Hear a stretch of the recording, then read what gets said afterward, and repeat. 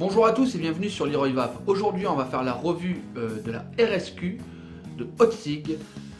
Je tiens à signaler quand même qu'il y a une collaboration entre Rigmod et Hotsig pour ce produit. Et on se retrouve tout de suite pour le détail. Donc on y va pour le déballage et on va se retrouver sur une boîte en carton rigide avec le dessin de la box, le RSQ. On fait le tour, les différents réseaux sociaux. Donc il y en a une paire, hein.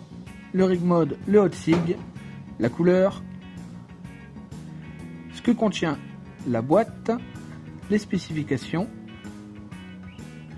le code d'identification. À l'intérieur, on va retrouver la box, donc qui sera mise dans un plastique. Je trouve ça sympa, ça permet de bien la protéger. En dessous de tout ça, on va retrouver une enveloppe avec à l'intérieur le manuel d'utilisation qui sera traduite en plusieurs langues, dont le français.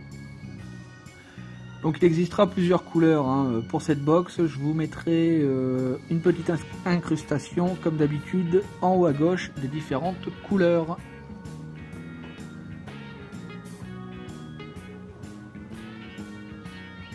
Donc on y va pour la box.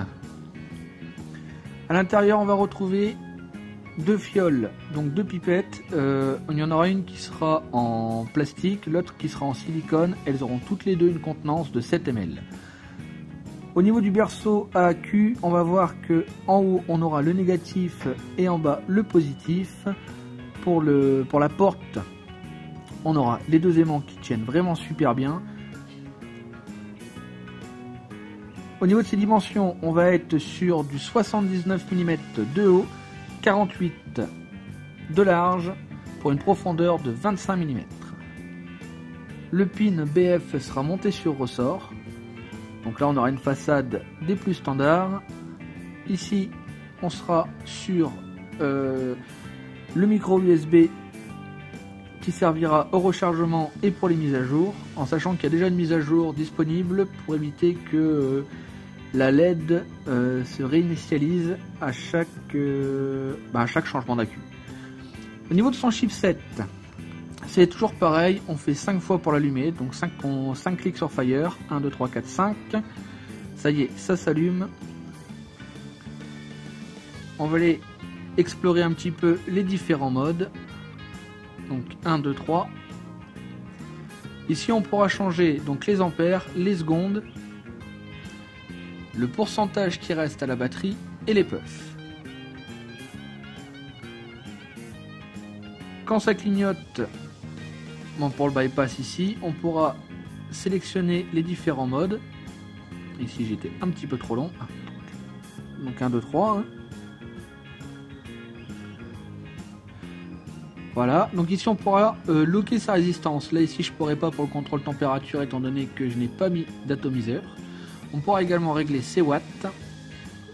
Au niveau du contrôle température, on aura accès au NI, au TI et au SS. Donc rappel, le NI ce sera le nickel, le TI le titane et le SS l'inox. On pourra également bloquer ses ohms quand on sera en power. Et toujours pareil, le pourcentage, le nombre de secondes, le nombre de puffs et ici les ampères, parce que moi c'est ce qui m'intéresse. Donc on reste appuyé longtemps sur le Fire pour valider. Maintenant pour locker la box, on va rester appuyé sur le plus et le moins.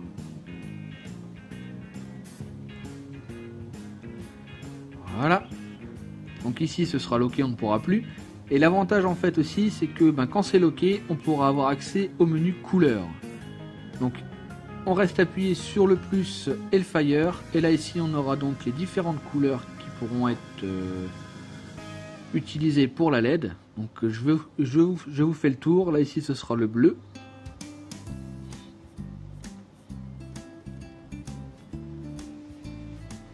Ensuite on aura le vert.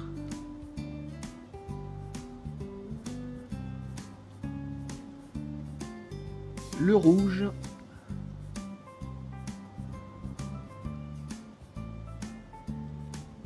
et le Rainbow. Sachant aussi qu'on pourra retourner l'écran en faisant la même manipulation, mais plutôt que d'appuyer sur le plus, on restera appuyé sur le moins.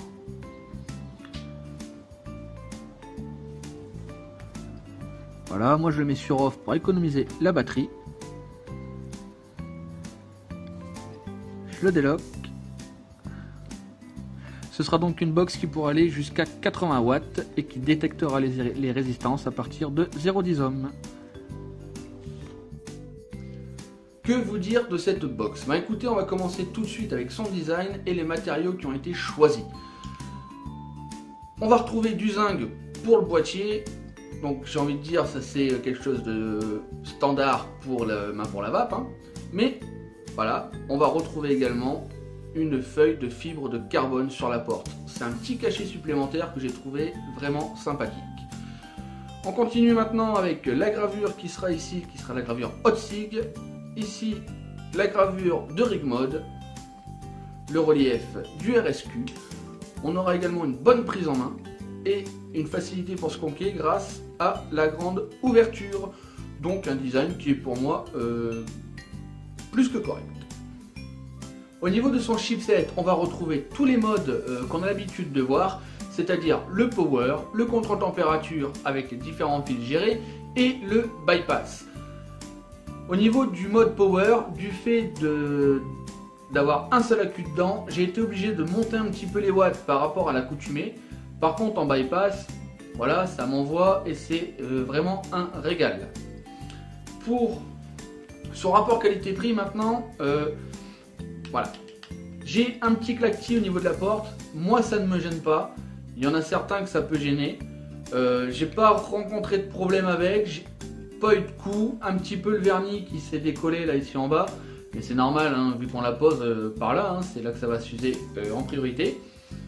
Mais sinon dans l'ensemble, un rapport qualité-prix qui est somme toute aussi correct.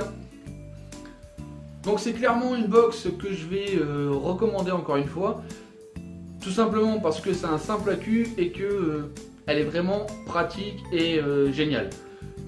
On a en plus ici les petites couleurs qu'on peut mettre, c'est sympa, on peut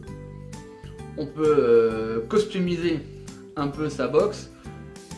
Bien que Hotzig, si vous regardez la vidéo, ça aurait été sympa de mettre une lumière fixe. Parce qu'à l'origine, je présume que c'était pour voir la quantité de liquide qui nous restait dans la fiole. Et du fait que ça clignote, j'ai eu un petit peu de mal à voir. Alors peut-être que je suis vieillissant, mais en fixe, ça aurait été plus sympa. Là-dessus, il ne me reste plus qu'à vous souhaiter une bonne vape.